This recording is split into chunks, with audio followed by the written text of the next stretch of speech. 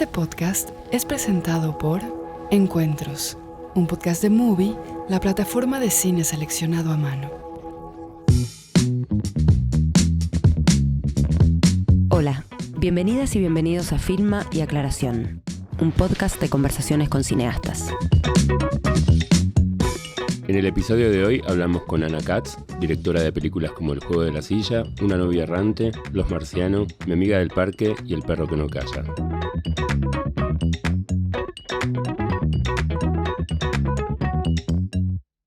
Un, dos, tres.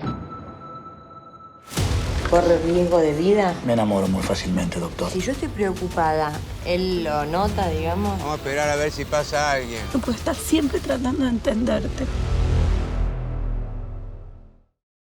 Pero sos así de ponerte a hablar con desconocidos. Sobre todo con desconocidos. Ok. De hecho, mi característica es hablar más con desconocidos que con las personas más cercanas. Y esto es real. Cosas. Para lo que sea. Por ejemplo, Situación sala de espera, por ejemplo. Me suelen encargar mis amigos porque en general, por ejemplo, a la gente voy a un garage y yo saludo con un beso, voy al banco, saludo a todos con un beso, tengo como ahí... A los de la cola del banco también. No, porque esos acabo de conocerlos, pero sí, tengo como una facilidad con los desconocidos y una complejidad con los conocidos. Pero básicamente habría que ver en unos años, ahora porque no tengo tiempo. Claro. Estoy muy siempre autoacotada por el tiempo, entonces eso me lleva a ser más o menos práctica, pero sí, en general sé en qué anda cada persona con la que me voy cruzando en el barrio. ¿De eso algún momento algo te sirve? No digo que lo hagas para que buscar materiales, pero alguna vez en esas conversaciones encontrás cosas que te sirven después para tu laburo. Y sí, yo creo que todo es una trama medio inconsciente que no registro a veces de dónde sale, pero que creo que a veces mi manera de hablar es activadora de preguntas, sería. Soy como una activadora de diálogos ajenos. Los diálogos sí me fascinan, los escucho, me quedan flotando, hay palabras que permanecen, digo, ¿por qué uso esa palabra y no la al lado? Eso sí es como algo muy, que lo reconozco como identitario, pero no me divierte hablar muchísimo, me gusta más lo que rodea a los diálogos en general. Yo sí me pregunto a veces como, que está bueno que especialmente la gente que hace cine o teatro como vos y escribe sus guiones, o la mayoría, también tiene que tener esa curiosidad de observar el mundo y la gente y cómo se comportan y cómo interactúa, que no es simplemente una cuestión de... Pero también hay como mucho cineasta que viene más de la cinefilia por ahí, ¿no? Y que el cine es producto de otras películas. Y me parece que lo tuyo viene más por otro lado, como viene más por... No estoy negando que esa parte pueda estar también, pero que también viene de observar el mundo, la gente y tratar de entender cómo se manejan, qué harían, qué dejarían de hacer.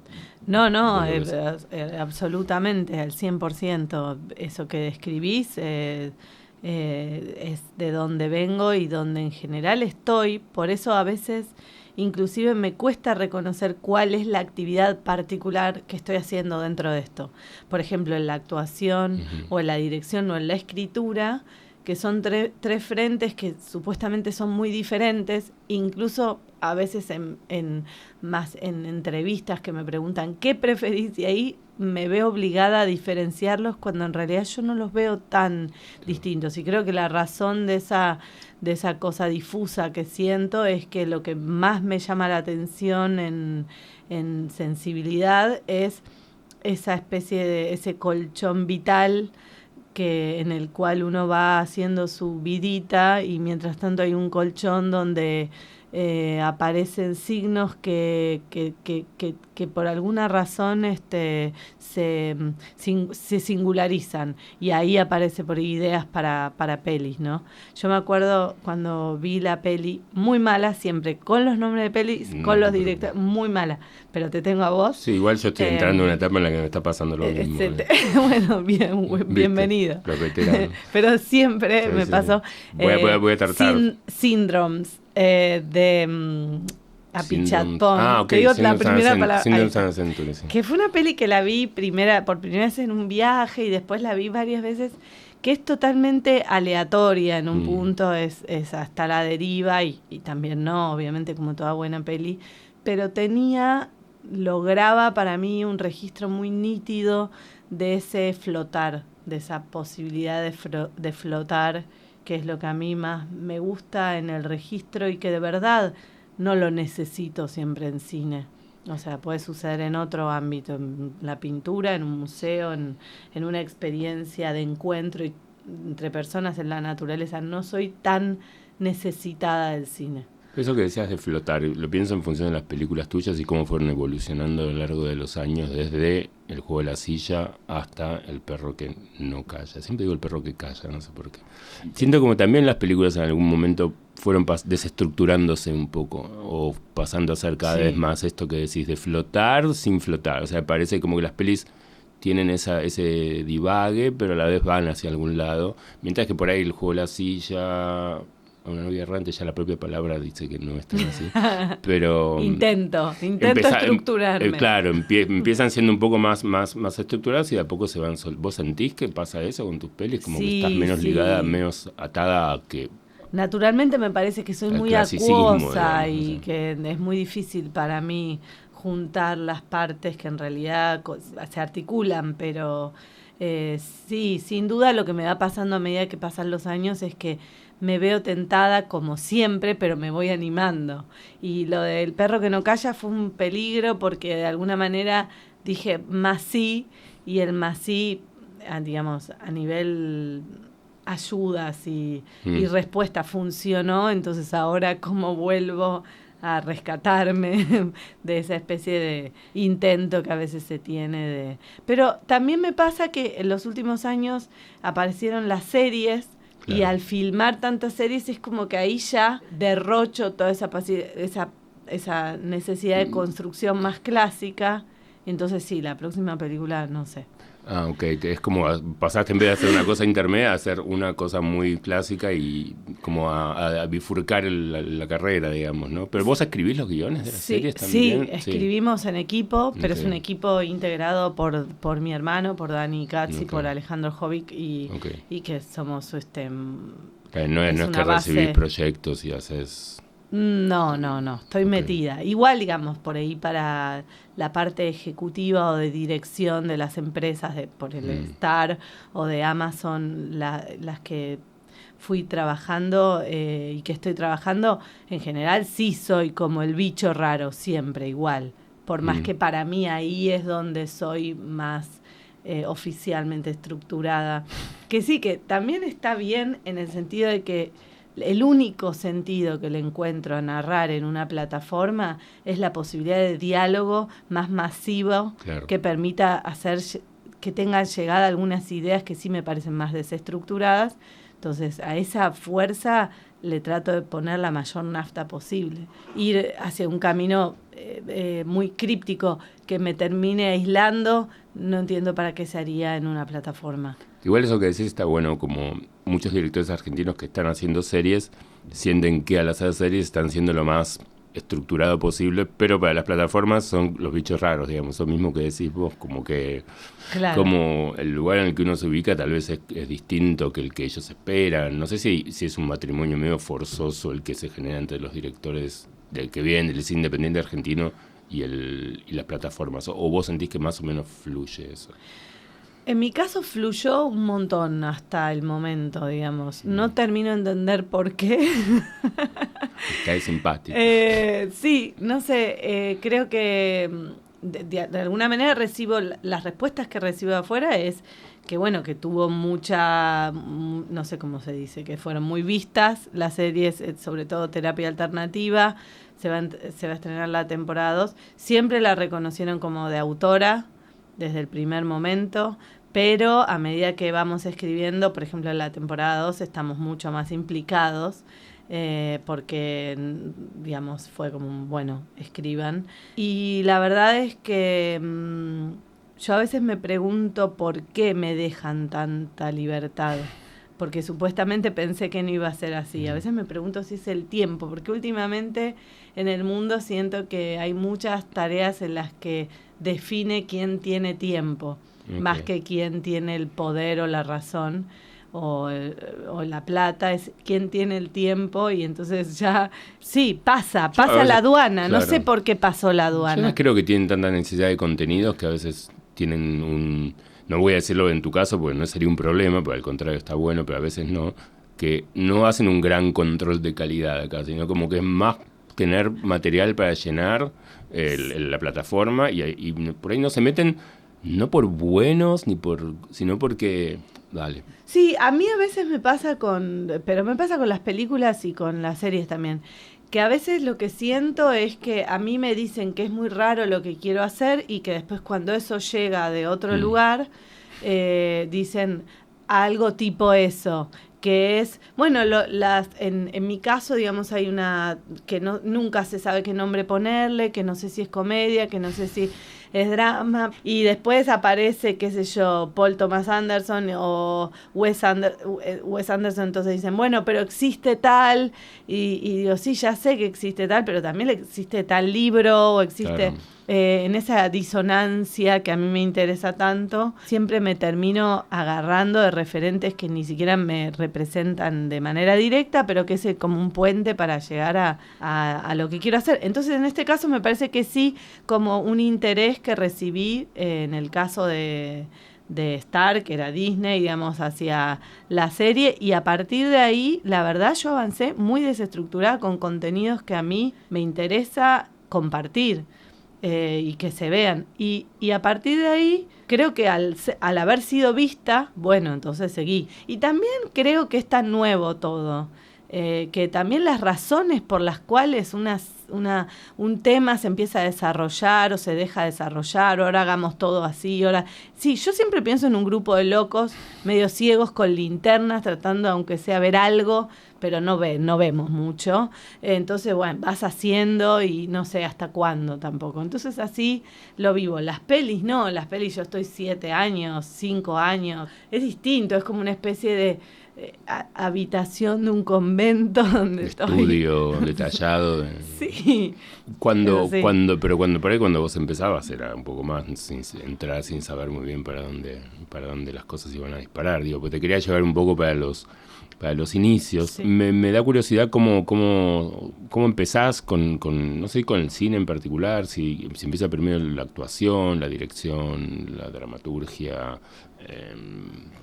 Casa con libros que fui leyendo, casa con libros de pintura, que siempre los menciono porque son importantes, para mí son una figura muy clave. Talleres de actuación desde muy chica, siempre, o sea que la actuación sí estuvo... ¿Pero querías ir o te mandaban? Quería, quería. Desde los 7 quería. Solamente que sí escribía lo que íbamos a actuar con amigas, armaba cosas que mostramos en casas de amigos, o sea, ya estaba todo medio preseteado. Pero a la vez también siempre me gustaron mucho otras cosas como la literatura, me sigue gustando mucho la geología o la paleontología, digamos. Nunca hubo algo tan... Por eso digo, hay una diferencia bastante importante, yo siento, en mi vida en relación a la cinefilia más clásica, porque... Si fuera solo eso, me hubiese quedado poco tiempo para también todo lo otro que para mí es muy importante en el tipo de cine que intento hacer. Pero después siempre hice talleres en una familia de padre y madre psicoanalistas donde yo pedí y eso me dijeron que sí. Canto, guitarra, flauta, coro, teatro así, teatro asá. Y después cuando terminé el secundario me planteaba qué cosas podían decir, pero estaba claro que era el arte lo que yo iba a seguir. O sea que nunca hubo una sensación de desvío muy fuerte o de no puedo creer estar haciendo eso, más bien desde niña. Pero sí dudé si ir como al conservatorio de arte dramático, a la Universidad del Cine, todo me parecía un poco cercano y a la vez no tan directo como me había parecido en su momento ir al secundario, no sé. Y ahí me encontré con Manuel Antín, me llevó al bar, charlamos sobre los bares, él decía que era ahí donde me iban a pasar las cosas, no se equivocó. Me dijo, hablamos de un par de autores, de un par de libros, y dije, no, está bien estar donde esté este tipo. Pensé. Yo cuando fui a la primera universidad de cine, donde había gente de todas edades. Me encontré que eso era maravilloso, con personas que habían hecho varias carreras. Yo era como una piba que salía de quinto año, no entendía nada a nivel cine, pero fue muy formativa porque había gente muy... que era claro, genial. Todas de generaciones muy diversas. ¿Y claro. quiénes de esos compañeros que tenías entonces seguís viendo o tuvieron carreras más o menos? Bueno, justo en mi generación fue esa, la de, digamos, estaba Ginás, estaba Jasmine Stewart, Damián Cifrón, Gabriel Medina, Nico Goldberg, no sé, conocía bastante gente, y después en otras camas, digamos, Andrés Tambornino en montaje y a Jessica Suárez en sonido, y bueno, sí, se fue armando como una especie de equipo de amigos que siempre... Si hay un asado, son más o menos los mismos. Y las primeras experiencias, fueron tus cortos, pero vos también trabajaste con Mundo Grúa, ¿trabajaste? Claro, fui asistente de dirección de Mundo Grúa, y ahí estuvimos también Andrés Tambornino, Nico Goldberg, un equipo que para mí fue un momento bastante inspirado. De hecho, yo no volví a ver la película, pero tengo un recuerdo con brillo del protagonista, de ese momento en Caleta Olivia. Y yo fui asistente de dirección. Yo creo que como asistente de dirección pésima, más bien estaba tratando de que la película fuera buena, con todo mi corazón, y creo que en eso también estaban Goldberg y Tambornino. Creo que ahí hubo un equipo de amigos en ese momento como muy interesados en hacer una película desde otro lugar. Y después al toque yo... había escrito un texto que era como una especie de cuento, El juego de la silla, e invité a un grupo de actores con los que ya hacía entrenamiento actoral hace un montón en la escuela de Julio Chávez y de Elena Tritec, y los invité como a venir 2 veces por semana a mi casa como a probar situaciones de esa familia que eran los Lujines, a ensayar. Como que había algo que yo extraño, muy interesado en la materia.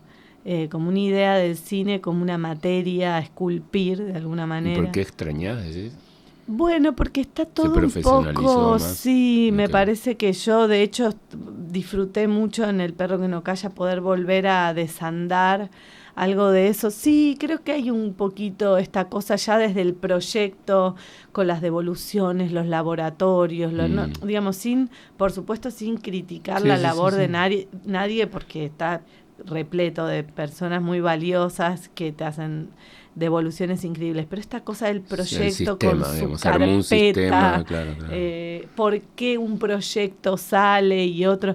Y entonces ves la carpeta con el, no sé, hay algo ahí medio que te formateado, digamos. Sí, una vez me acuerdo que una mujer en uno de estos laboratorios dijo algo que me pareció muy gracioso, dijo, me gustó tanto el proyecto que no necesito ver la película. Que me pareció un buen resumen de algo que para mí... Y por eso no la voy a apoyar, y por eso... Claro. No la hagas. Pero digo, hay algo del espacio del ensayo, de la prueba, de esto que nos maravilla cuando vemos Casabets o el primer Herzog, digamos, esta cosa de ni idea, chicos, no sé qué estoy haciendo. Vamos viendo para dónde nos lleva. Con intuiciones muy fuertes, no tengo nada que hacer el jueves, o sí, pero digo, como una cosa de de una materia muy fuerte, más fuerte que el discurso sobre la materia. Eso me parece muy hermoso. Y eso y la gente con la que te reunías ahí era gente de la escuela, más la gente, o sea, para producir la parte, digamos, detrás de cámara, digamos, gente de la FUC, más tus compañeros de arte de la escuela de Julio. ¿Y cuándo eso se convirtió en una película? Porque también está la obra de teatro, digamos, es como una cosa... Sí, bueno, pero mira, ahí me estoy acordando de alguien que conocemos, digamos, los dos, que es Marcos Montes, que es un actor que participó en la película y en un rol que era más pequeño, pero lo que digo es, siempre intento acercarme a personas que admiro, que me estimulan, que me interesan. Y en el caso de Marcos Montes, ponele, es un cantante increíble, una persona, creo que en ese sentido lo que siempre intento es estar estudiando, básicamente.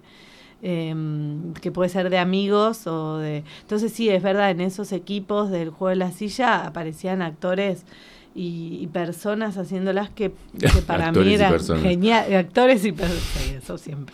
Eso vamos a dividirlo siempre porque no podemos estar... Y yo salgo según me convenga para un lado y para el otro. Sí, muy Celi ahí, ¿no? Como... Pero, por ejemplo, supervisó el texto de la obra de teatro Jorge Goldenberg. Claro.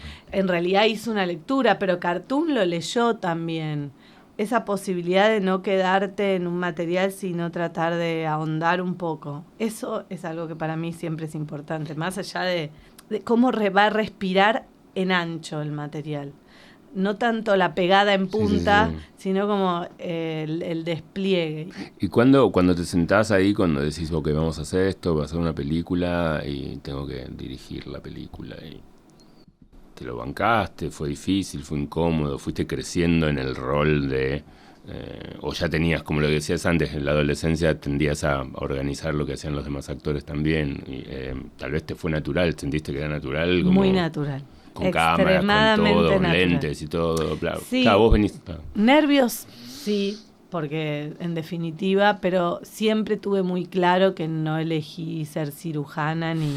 pilota, claro. Y lo digo en serio, realmente me parece que sí creo muchísimo y más aún hoy en día creo que es un momento donde la imaginación está muy empobrecida y eso que me fascinan muchas cosas de esta época, pero hay algo del uso y el poder y la gimnasia con la imaginación al vacío está un poquito restringida y me parece que...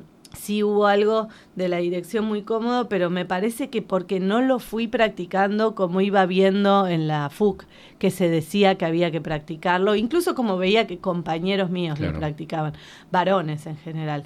Como que desde el inicio para mí, me acuerdo que había visto algunos documentales de Agnès Varda y decía, esto es más, ok, es más cómodo por acá, pero...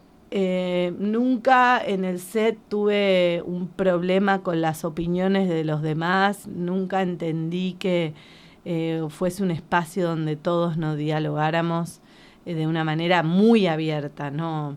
Y eso es algo que se habla mucho en mis rodajes, más de lo que yo noto. Es como que me lo comentan y yo no soy consciente de eso. Pero, por ejemplo, si una persona no tiene muchas ganas de participar, no es muy recomendable, es un poco un sufrimiento estar, creo, en una peli mía. ¿En general decís?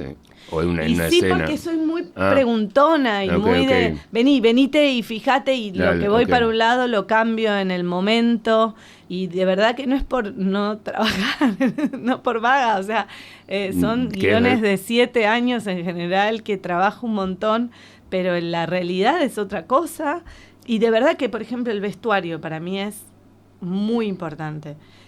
Entonces a vestuaristas en general es como estoy encima, muy encima, pero no encima de hacer esto, sino ¿por qué? ¿Por qué me decís lo otro? ¿Y qué hay y qué tela? A ver, déjame tocar ese, no sé, hay como mucho trabajo para mí interno y para un foquista soy una pesadilla. Yo sé que soy, y me lo dicen además. Por eso vienen como los más grosos últimamente, acompañar, grosos y grosas.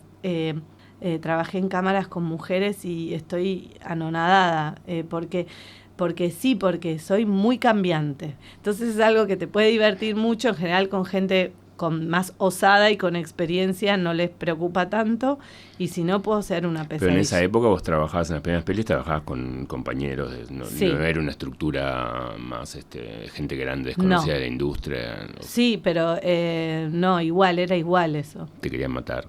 A veces sí, a veces no. Depende mucho de la personalidad. Por eso me parece que es como...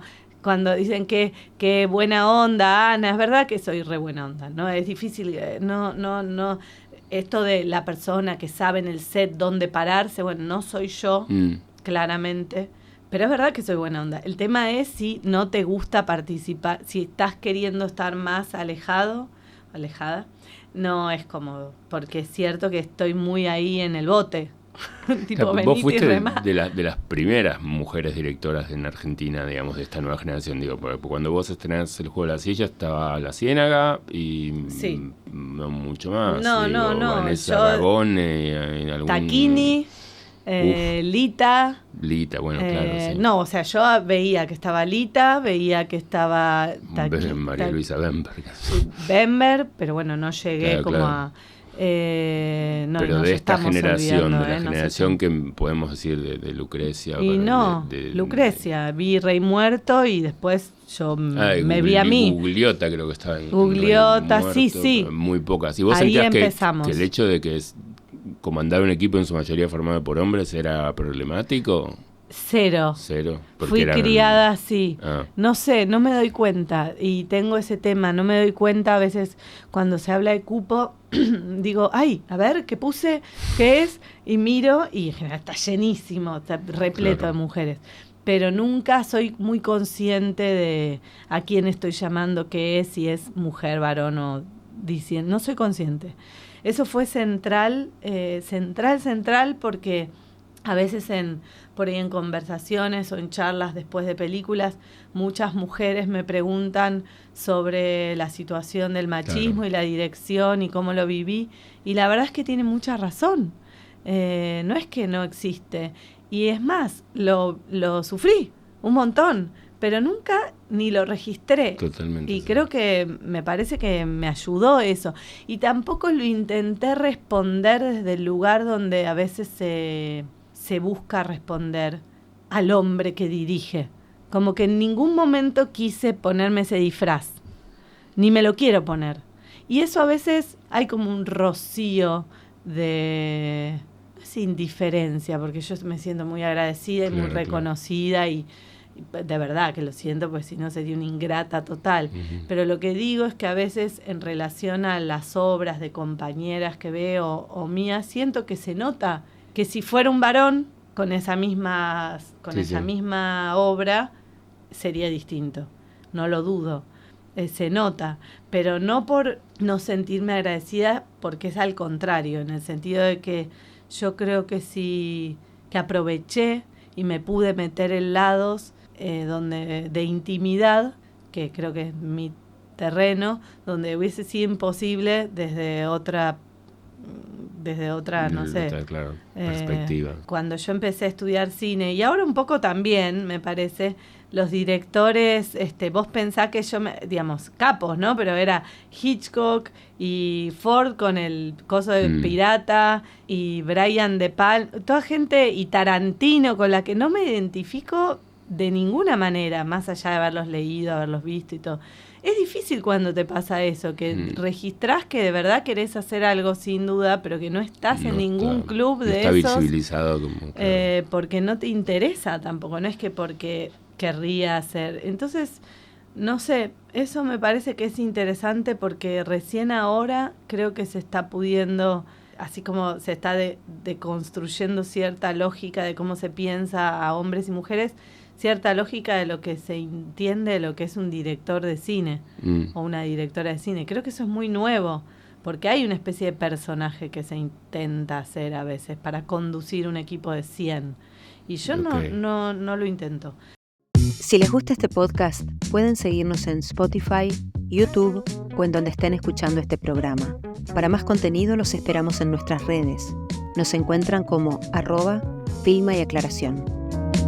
Este episodio es presentado por Encuentros, un podcast de Movie y La Corriente del Golfo Podcast, donde voces destacadas del cine y la cultura de Latinoamérica se reúnen para pensar sus métodos y procesos. Son conversaciones informales de aproximadamente 1 hora entre colegas que comparten el amor por el cine y reflexionan sobre el oficio, sus influencias y sus experiencias personales. Encuentros cuenta con 3 temporadas y episodios especiales, con la participación de Gael García Bernal, Dolores Fonsi, Mercedes Morán y Rodrigo Moreno, entre otros. Disponible en todas las plataformas.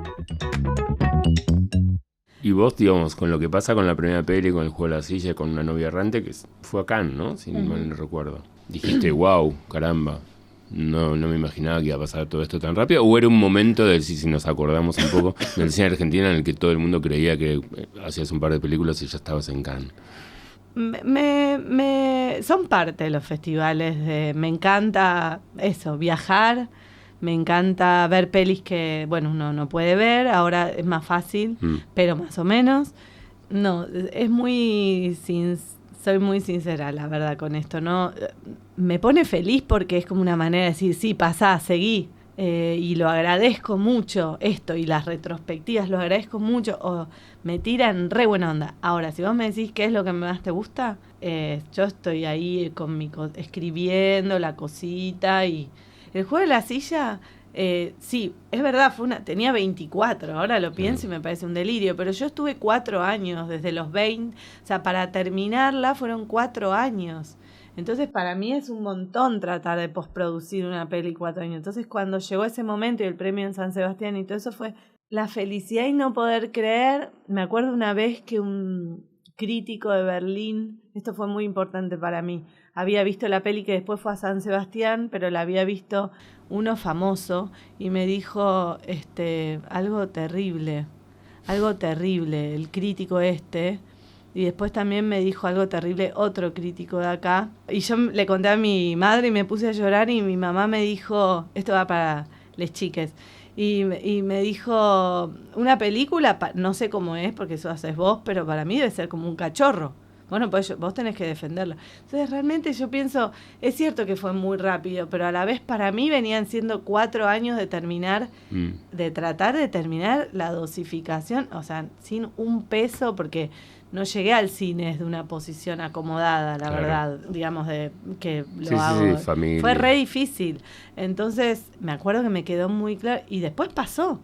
Pero es verdad que eso siempre es como, de verdad tiene algo de parir, en el sentido de que ya es la vida de la película y yo estoy en otra cosa. Claro. Entonces, a lo que voy es que creo que, comparado a algunos amigos o amigas mías, también colegas, nunca pensé tanto en mi camino, en qué voy a hacer, y por ahí estaría bueno ahora hacer así esto. Desde la estrategia, pero también desde una relación más cercana con una especie de carrera. Nunca la tengo, siempre estoy como solo pensando en ese guión o en esa situación, en ese colchón de diálogo, y entonces me cuesta a veces como darme cuenta, y me doy cuenta por los demás.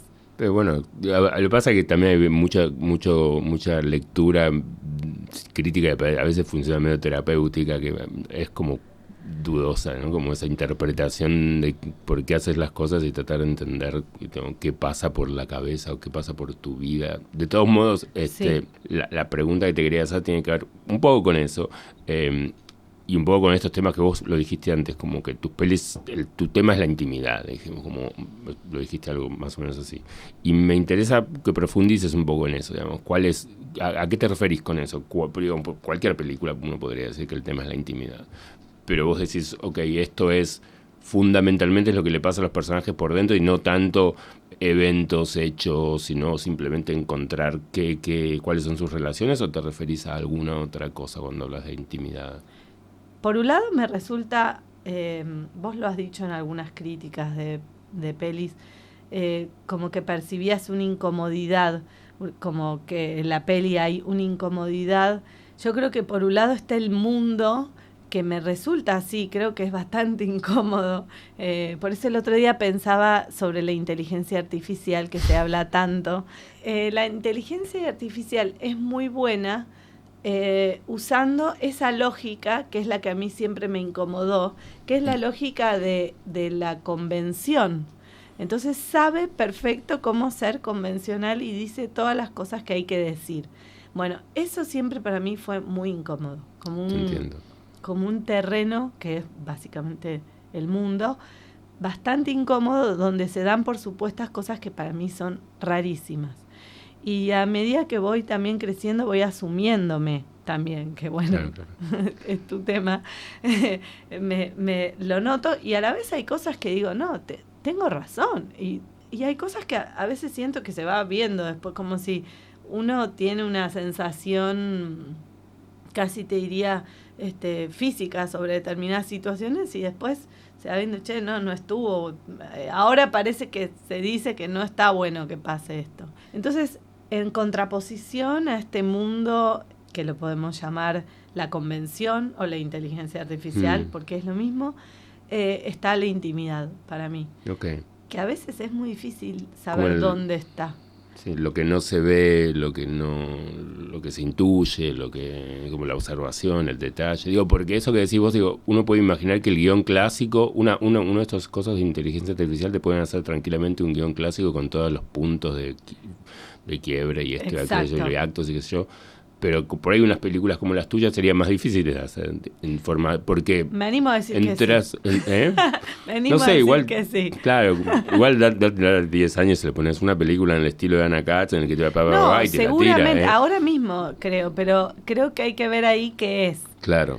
Pero como ese tipo me animo a decir claro. que sería igual, imagínate, no me voy a poner a pelear con un robot, pero lo que digo, estaría bueno como un cartel que dijera como hago películas que no pueden ser replicadas por inteligencia artificial. Llame al me animo 1505. bastante a decir que ahí no me preocupa, claro, no, porque no tiene que ver con saber, lo hago igual, ese igual es otra cosa, y ese gesto tiene más que ver con la naturaleza, por eso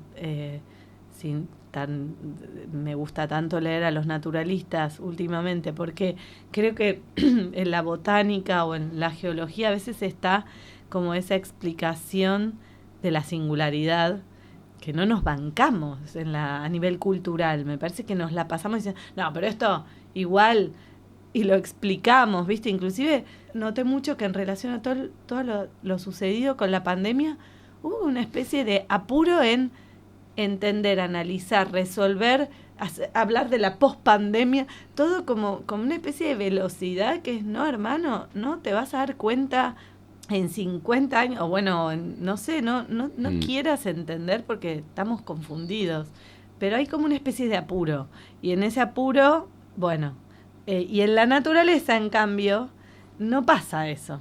No pasa. Hay otros eso. Tiempos. Es otra cosa, que es instantáneo por un lado y por otro lado es millones de años. Entonces no importás como persona, que básicamente hacia eso me parece que es importante ir. No importamos y por eso hay que respetar más todo, digamos. Creo que en relación a la intimidad yo fui descubriendo, y tengo que decir que no solamente laburando en las pelis, sino en la reacción después de las películas, que las cosas que me ponen más feliz a mí es la vida que tienen en relación a devoluciones actuales de pelis que no son de ahora. Es como la posibilidad de tocar a alguien con una imagen o con una situación que se da en una película, y que esa especie de contacto después genere el ánimo de esa singularidad. Digamos, decir, bueno, está bien, tenía que ir ahí, no voy a ir. O no quería decir que estoy asustada, pero lo voy a decir. Creo que ahí hay una zona que está íntimamente ligada a lo que desde el patriarcado se ve como femenino, que tiene que ver con, por ejemplo, a quienes nos tocó estar, digamos, a esta posibilidad de cuidado de personas, por ejemplo, ¿no? La intimidad, si vos me preguntás, lo primero que se te ocurra es cuidar a alguien. Cuando cuidás a alguien, no te sentás en un bar y le decís, ¿qué tal? ¿Qué novedades últimamente? Cuando cuidás a alguien, no sé, sabés que media lo incomoda, o por qué no está tomando mucha agua, ¿no? Que es como más cercano a la naturaleza. Y yo creo que hay un mundo muy, muy, muy, muy, muy, muy importante ahí, y que el cine recién lo está descubriendo. Creo que en ese sentido yo estoy feliz, porque creo que hay un mundo gigante por descubrir que está comenzando ahora. Porque de verdad creo que los secretos de alcoba o de cocina, eso que siempre se habló como si fuese la peli de Mantel, en realidad es la contracara desde donde se sostiene todo un mundo que está siendo reemplazado por la inteligencia artificial. Ok, sí, perfecto. Entonces me reinteresa eso. Creo que en relación a lo bélico y todo eso, bueno, ya hay robots, ya son increíbles. Yo los vi, ya va todo bien en relación al reemplazo. Pero hay algo de cuando desayunás, de las casas, de las personas ancianas y todo eso que pasa, que... Y del espacio también, ¿no? Y de las imágenes, porque yo creo que muchas cosas que también están mucha gente se queda en tus películas pensando en las relaciones entre los personajes, y si el humor, si es comedias, y cómo evolucionan, cierta deriva narrativa, pero también especialmente en El perro que no calla, especialmente en las últimas, donde empezar a contar también desde el espacio y los lugares, y cómo la gente se mueve en los escenarios. Eso lo voy notando cada vez más. Siento que tus películas van cada vez más siendo más cinematográficas, si se me permite la palabra. Sí, en ese sentido, digo que no es el único sentido de lo cinematográfico, pero en ese sentido. Gracias, a mí es verdad que los espacios me están importando muchísimo y cada vez más, y que los lugares, no sé, digo, sentí que incluso en la elección de una locación tenía a veces, no digo más, pero el mismo entusiasmo que de un actor y una actriz. Sí, para mí, Roger una vez habló de lo doméstico, siempre me dice vos y lo doméstico. Y es verdad, por eso es como que a veces no estoy segura, quizás sí, tal vez sí, pero no estoy segura de que, por ejemplo, en los festivales se esté prestando la adecuada atención a la revolución que puede producir, y que para mí produce, la entrada de la observación y de la realidad y de las capas domésticas en relación a este mundo, cuando en realidad, habiendo una guerra y habiendo inteligencia artificial, ¿para qué necesitas ese otro tipo de películas que ya las sabes de memoria? Ya las puedes hacer con la mente a veces. Sí, yo igual tengo la sensación de que en los festivales el problema es otro, porque tal vez las películas esas que decís vos de gran presupuesto no es el problema es el cine de autor, en el que lo que se busca es como el shock y el impacto, y desde la violencia, o desde hechos particularmente trágicos o sangrientos, sí, o duros. Siendo esas películas ganan más terreno, y lo que les cuesta a películas como las tuyas tal vez es que no tienen como ese... Bueno, la última justo tenía el caso de la pandemia, que fue como irónico, sí, raro en algún punto. Razón. Pero como no tienen como ese punto... Y es una película en la que la gente sale y dice... No, la escena en la que le parte la cabeza en 4 cuando vienen y matan a 14 personas. Y me parece que esas pelis en los festivales terminan consiguiendo cosas que esas otras películas más chicas y más sutiles a veces terminan siendo opacadas, porque le falta eso, ¿no? Le falta como el tweet, que puedan ser transformadas en un tweet, digamos. Sí, no, estoy recontra de acuerdo, me parece muy importante, pero a la vez me parece que eso es porque siguen mandando los mismos. Sí, básicamente en el sentido de que si hay un bar, habla más fuerte, digamos. Sí, a mí siempre me pasó, particularmente, aunque me odien por eso, Tarantino, Kitano, nunca más allá de que sí reconozco que Tarantino ha filmado de las mejores escenas que vi en mi vida ahí en el inicio. O sea, digo, sí, pero a la vez a mí no me interesa. Y cuando yo filmé Mi amiga del parque, yo creo que podría armar una legión de mujeres que se interesaron por esa película, y en festivales o en situaciones de notas me preguntaban, ¿cómo se te ocurrió hablar de un tema tan extraño? Decía, bueno, ahora hay más películas sobre maternidad, pero en el 2014 no, y me decían, ¿por qué se te ocurrió hablar de una madre que acaba de parir? No sé, eso de la cabeza que se parte en 4 me hace acordar mucho a la guerra, por un lado, ¿no? Esto de la persona y la violencia, cómo ves el cráneo que se esparce y todo eso. Y digo, pero qué loco, ¿no? Qué interesante lo que pasa detrás de eso, porque ¿quién decide qué es eso lo que quiere ver? Yo no sé si en una casa, por ejemplo, si me imagino un grupo en una vivienda, quienes viven en esta vivienda, ¿cuántos votan esa? Yo creo que debe ser el jefe de vivienda. No sé si... Bueno, puede ser que no. Puede ser que no. Seguro. Bueno, ahí a mí, por ahí es una expectativa que yo creo que está cambiando, por suerte, pero es un laburo difícil y de cambiarlo, es la expectativa respecto a lo que es una película latinoamericana, ¿no? Y la idea de que la película latinoamericana... Le agregamos esa capa donde aparecen otros elementos que, si te pones a pensar, tampoco tus películas tenían, digamos... Ahora digo que sí porque creo que también está cambiando un poco la perspectiva, y también por el hecho de que para bien o para mal, está el tema del cupo, el hecho de que seas mujer, etcétera, etcétera, y como una pionera, si querés, como que se espera del cine latinoamericano, ¿no? Violencia social, política, campo, vacas. Y tus películas son domésticas, como diría Roger, digamos. Tus películas son de problemas. A ver, a mí algunos colegas europeos me dicen no por tus películas, pero por otras películas que yo a veces recomiendo, me dicen, bueno, pero esa película la podemos hacer acá.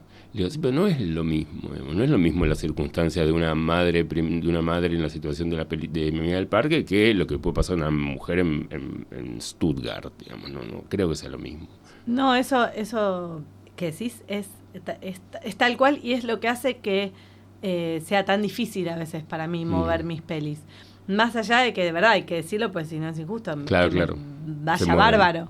Sí, y siempre re bien, pero digo, con un nivel de dificultad enorme y que la da todo esto que estás diciendo. Por otro lado, yo creo que esto que hablaba, ¿no? De el cuidado del otro, esto que se llama lo doméstico, lo que escondemos, lo del cuidado del otro, donde está pasando esto que no se sabe dónde poner a los niños, no se sabe dónde meterlos, qué hacer con los niños, con las personas grandes, con las personas mayores. Me parece que en realidad es profundamente político ese tema, qué estamos haciendo con los humanos y las humanas. Entonces, digamos, yo creo que poder reflexionar sobre a nivel político, sobre el cuidado de las personas, es mucho más vanguardista y potente que poder darle el lugar de confirmar una vez más determinadas situaciones de violencia por no inclusión de clases sociales, que es lo que todos padecemos todos los días y lo sabemos, y no solo eso, sino que la razón de esa opresión está del lado de quienes nos eligen. Entonces, ¿cómo no vas a saber que vos mismo me estás quitando la posibilidad de tener una vida digna? Déjame explicarte qué está pasando en mi casa. Claro. Pero creo que ahí lo que pasa es que toca fibras que son violentas, mucho más violentas que un cerebro que se esparce. Porque la persona que por ahí tiene al familiar en el geriátrico y no lo va a ver nunca y está incomodísimo con eso porque es espantoso, tenga la culpa, no tenga la culpa, tengamos todos la culpa, me parece que eso no lo quiere ver. Claro, obvio. Y que en cambio un cerebro que se esparce no deja de ser más parecido a una gelatina o algo más Mickey Mocos, que tipo, mostrame eso. Ahí mandé una época. Sí. Te llevo a una cosa que siempre, nunca te lo pregunté, me parece, pero me da curiosidad. Vos haces Los Marcianos en un momento de tu vida, que es una película un poco más grande, fuera de lo que venías haciendo antes, pero a la vez tiene una sensibilidad que es muy propia y retrospectivamente pasaron 15 años. ¿Cómo viviste esa experiencia y qué te hizo pensar en función de cómo seguir de ahí en adelante? Es una película muy de corte, me encanta pensarla hoy, me parece corrosiva y creo que fue importantísima hacerla, porque fue lo que me posibilitó saltar, no creer que hacía cine chiquito de producción, pero sí confirmar que estaba en la autoría, que es donde me interesa estar, en el tamaño que tenga la producción. Y después sí me parece que en el trabajo con actores y en la producción había como una especie de inseguridad flotando de qué tipo de película se quería hacer. Me parece que desde el guión siempre estuvo muy claro cuál era la película que se quería hacer. Pero reconozco que ni siquiera en Hollywood se hacen muchas de esas películas. Por eso hablo de Paul Thomas Anderson, porque siempre uno termina ahí. Si no, te tenés que ir a movie, pero en general cuando hablas de o hablas de Almodóvar, pero siempre terminás hablando de 5 personas. Cuando hablas de pelis grandes, comerciales, que aspiran al público y a la vez son de autoría y extrañeza. Sí. Entonces, yo la defiendo mucho la peli, la considero como trancada en muchos momentos, integrada por equipos donde algunos empujaban muchísimo hacia un lado que era muy nítido, yo creo, y otros también decían, no, ¿por qué me metí acá? ¿Qué estoy haciendo? Pero una vez que vos descubrís que tenés un poder que es el de lo popular por un lado y lo de la extrañeza por otro, yo no suelto más. A mí me interesa ese mundo.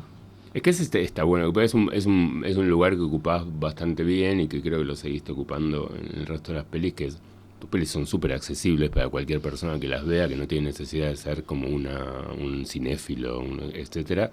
Y a la vez siempre son como enrarecidas y un poquito corridas de centro y fuera del lugar. Que es un lugar que no mucha gente ocupa, digamos, ¿no? No. Y está bueno, digo, no sé, de pensar ahora. Pienso en Reichman, pero Reichman me parece siempre un poquito más virado a la cosa un poco más enrarecida. ¿Ese lugar a vos es algo que intentás como encontrar de un modo más o menos consciente, o es la forma en la que vos te relacionás con el mundo, con la gente, con las cosas, el tono que te surge naturalmente? No, creo que es consciente porque hay también como un deseo de decir o de inscribirme en una acción. Y hablo de política, pero no necesariamente de la política que defiende una ideología. Sí, defiende una ideología la política, pero quiero decir, no desde una cuestión de bandera o partido directamente, pero sí de una película que pueda dialogar internamente con las personas en un momento determinado para para compartir una sensación. Vos no sé cómo lo sentís, yo siento que estamos apurados, por ejemplo, en general. ¿Qué estás sintiendo vos? Yo que estoy apurado. Por ahí ese mensaje, sensación de apuro, para mí ya es un montón. Por un lado, creo que el cine tiene algo del espectáculo que a mí me interesa, esa cosa del movimiento, del ilusionismo, si querés, tiene esa cosa que yo creo que hace que sea tan atractivo apagar las luces y perderse de uno mismo.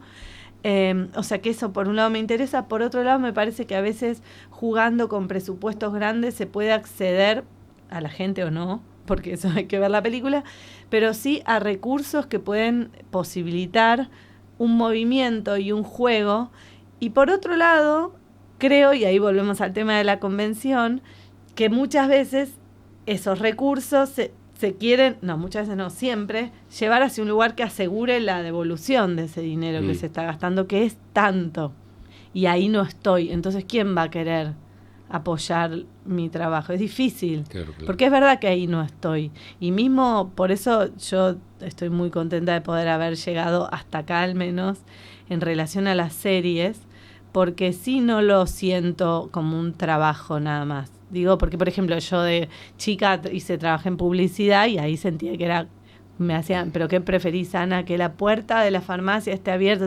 Para mí era, chicos, no sé, me da todo lo mismo. Me daba, y ahí me empecé a dar cuenta que era una chantada que yo esté ahí, más allá de que se cobraba buena plata y por eso había aparecido ahí, pero era como, no me interesa nada, todo me parece como, bueno, en las series no, porque es un material de absoluto consumo, es lo mismo que comer una galletita en un punto, pero a la vez está pasando algo, porque hay una especie de canal donde se está dialogando, aunque sean las 2 de la mañana, estés quemado y solo mires una serie porque te está llevando muy mal con tu pareja, aunque sea solo por eso, hay un canal.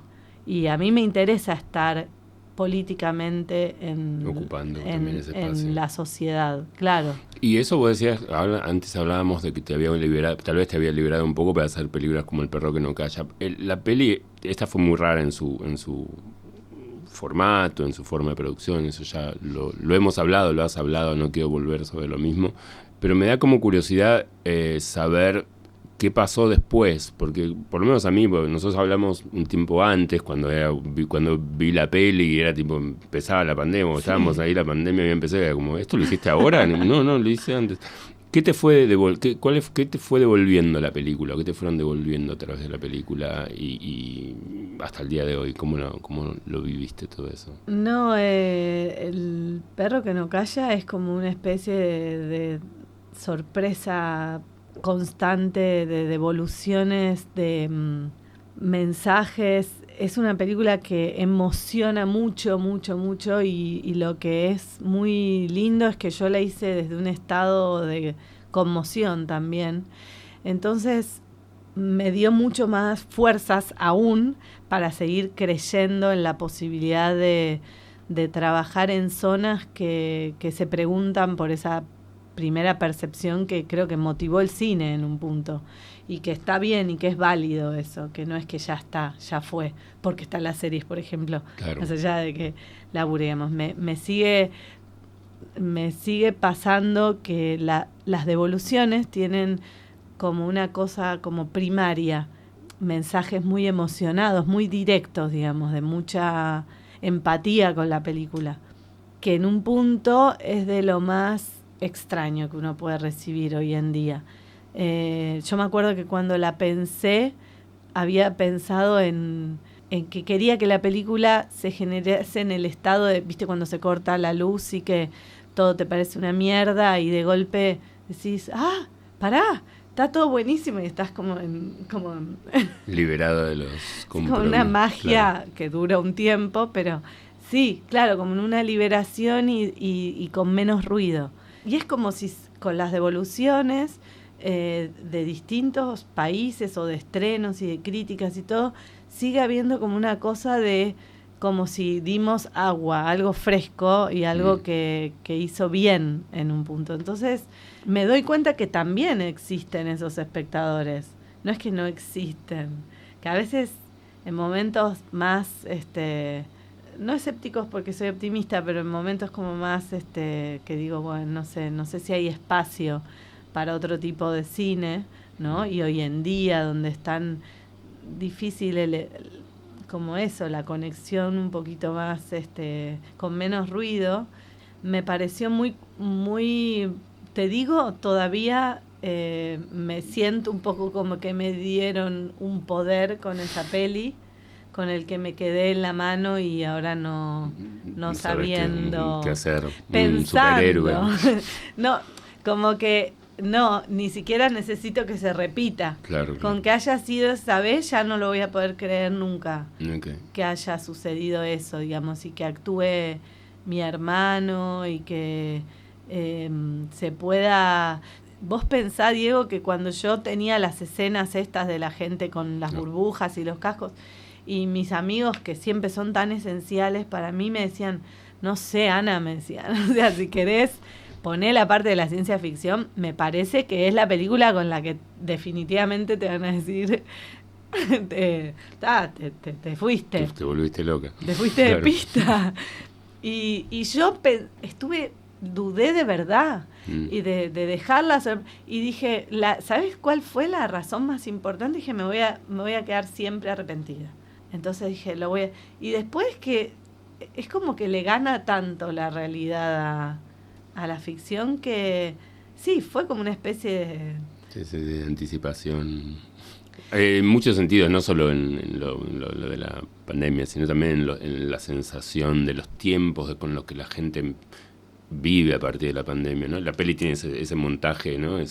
Como esa cosa medio de viñetas y de espacios, sí, y de tiempos medio elipsis muy curiosas. Y me parece que a veces, por momentos, y pienso que uno empezó como a vivir ahí adentro también, o el mundo se empezó a parecer bastante más a eso de lo que uno imaginaría. Yo creo que no somos conscientes de lo profesionales que somos de la imagen todos, porque realmente por los celulares, por las series, todo, tenemos tal profesionalismo, tanta experiencia, que seguir pensando el cine desde la narrativa más clásica es como tomar por un niño de 2 años al espectador. Entonces como que creo que hay ciertas cosas de golpe de saltos, de pensar como el cine a través de como gestos más rotos, puede retomar una concentración que si no está ida, porque la usás todo el día entero, desde que te despertás hasta que te vas a dormir. Y la idea tuya, ahora que decís que puedes descargar la parte en las series, puedes descargar la parte más un poco más narrativa, o es seguir es seguir yendo por ese lado en términos de películas, o volver a otra cosa. ¿Estás con algo planeado? Tengo, digamos, 3 proyectos que todavía no me doy cuenta cuál arranca primero. Hay 2 que son grandes. Y hay uno que es muy loco. Okay.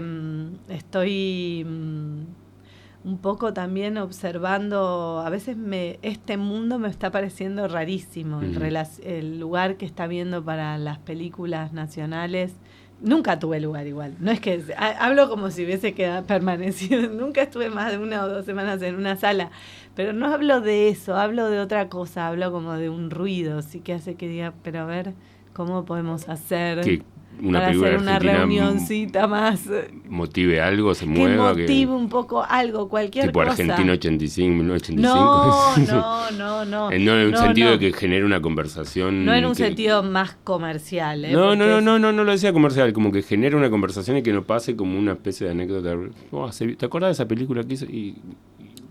¿Desaparece? No en, ¿cómo se dice? No en pregnancia o que sea memorable, sino en esto, en intimidad, en que pueda tener una cosa más genuina de verdad en este momento donde siento que no hay ganas de bueno, nada, también es esto que pasó, la situación tan difícil, el mundo, la Argentina, la economía, el desgaste, las series en los teléfonos. Entonces digo, me gustaría, no sé, hacer una película que sea eso, como cortar la luz, como algo un poco más, menos automático, y está difícil porque obvio. No hay ánimo.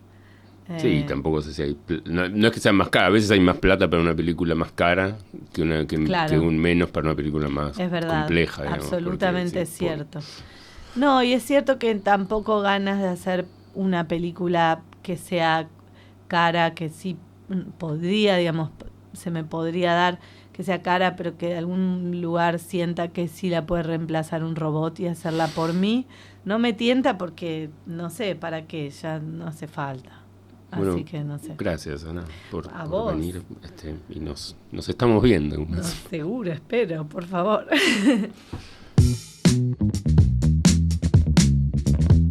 Esto fue Filma y Aclaración, un podcast conducido por Diego Lehrer y producido por Espacio Potencia. Producción general, Pedro Tolchinsky Prus. Edición, gráfica y comunicación, Tomás Lehrer. Locución, Vera Chemerinsky. Operación, Ariel Fronte. Este proyecto es posible gracias al programa de mecenazgo del Gobierno de la Ciudad de Buenos Aires, a la Fundación Itaú y al Fondo Metropolitano de la Cultura. Agradecemos a Analía Díaz, a R770 y a su director Martín Signa. Pueden seguirnos en nuestras redes como @Filma y Aclaración.